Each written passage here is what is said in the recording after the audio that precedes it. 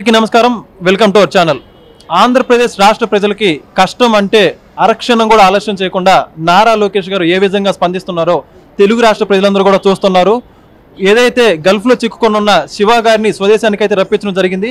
ఆ ఘటన జరిగి వారం రోజులు కూడా మరొక ముందే నేడు వీరేంద్ర గారిని కూడా ఇచ్చిన మాట ప్రకారం ఈరోజు స్వదేశానికి తెప్పించడం జరిగింది. నేడు వీరేంద్ర గారే మనతో ఉన్నారు. ఏ విధంగా కష్టాలు పడ్డారు, ఈరోజు తీసుకురావడంలో ఎలా సహాయపడ్డారు, అవన్నీ కూడా ఆయన అడిగి తెలుసుకునే ప్రయత్నం చేద్దాం. సార్ నమస్కారం అండి. మొత్తానికి నారా లోకేష్ గారు అయితే మీరు పెట్టిన వీడియో వైరల్ అవడం వల్ల అన్నీ ఈరోజు రాష్ట్రానికి చేరుకోవడం జరిగింది. మీరు అసలుకి ఎలా వెళ్ళారు, మీదే ప్రాంతం, ఈ వివరాలు?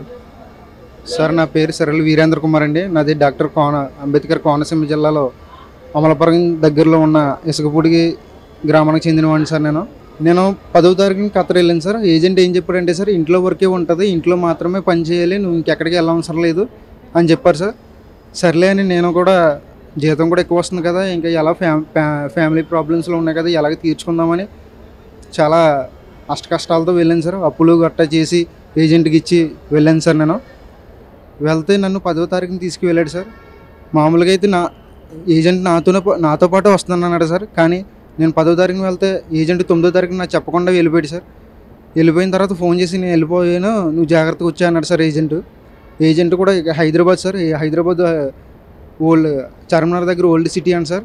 పేరు హర్షద్ సార్. ఆయన ఫోటో కూడా ఉంది సార్, నేను ఫోటో కూడా ఇస్తాను. అయితే వెళ్ళిపోయిన తర్వాత నేను వెళ్ళిపోయాను, నువ్వు వచ్చి జాగ్రత్తగా అన్నాడు సార్. సరే సార్ అని నేను వెళ్ళిపోయాను సార్. దోహాలో దిగిన తర్వాత నేను అక్కడ ఒక వాళ్ళ తమ్ముడు అంట సార్, ఏజెంట్ వాళ్ళ తమ్ముడు అంటూ వచ్చి పికప్ చేసుకున్నాడు సార్.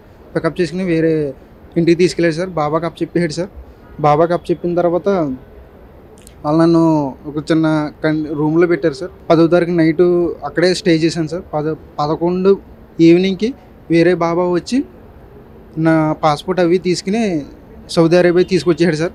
సౌదీ అరేబియా దగ్గరలో చెక్ పోస్ట్ దగ్గర అక్కమ్మ అవి చేయించి అప్పుడు సౌదీ అరేబియా లోనకి తీసుకెళ్ళిపోయాడు సార్, డెజర్ట్లోకి. అక్కడ చాలా కష్టాలు పడ్డాను సార్ నేను. అక్కడ నన్ను ఒక 5 రోజులు ఉంచాడు సార్. అక్కడ అలా నాకు ఏ హెల్త్ బాగోలేదు సార్. నాకు వాంతులు, రక్తంతో వాంతులు అయిపోవడం, ముక్కులంట నోటంట వాంతులు, బ్లడ్ వచ్చేయడం, మోషన్ అవ్వకపోవడం, యూరిన్ రాకపోవడం, ఇలా చెప్పాను సార్. అయినా చాలా వేడుకున్నాను సార్ బాబా దగ్గర. నన్ను హాస్పిటల్ తీసుకెళ్తానని కనీసం ట్యాబ్లెట్స్ కూడా ఇవ్వలేదు సార్ నాకు. అక్కడి నుంచి మళ్ళీ వేరే బాబాకి అమ్మేసాడు సార్ నన్ను సౌదీలోనే.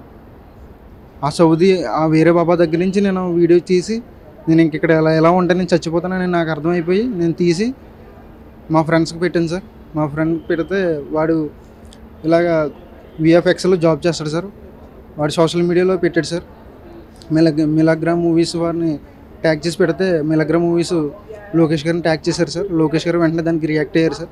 లోకేష్ గారు మీ సాయి నేను ఎప్పటికీ మర్చిపోలేనండి. అలాగే లోకేష్ గారి ఆదేశాల ప్రకారం అక్కడ ఉన్న Saudi Arabia NRI team, Khalid Sofulla, doctor Vemuri garu, Radhakrishna గారు, ఇలా చాలామంది ఉన్నారు సార్. వాళ్ళ టీం అంతా అక్కడ సౌదీ అరేబియాలో ఎన్ఆర్ఐ టీం సార్. ఇది టీడీపీ ఎన్ఆర్ఐ టీం సార్. వాళ్ళందరూ దానికి లోకేష్ గారు ఇచ్చిన ఆదేశాల ప్రకారం నన్ను రెస్క్యూ చేశారు సార్. నా దగ్గర కూడా వచ్చారు సార్, డెజర్ట్లో కూడా వచ్చారు సార్.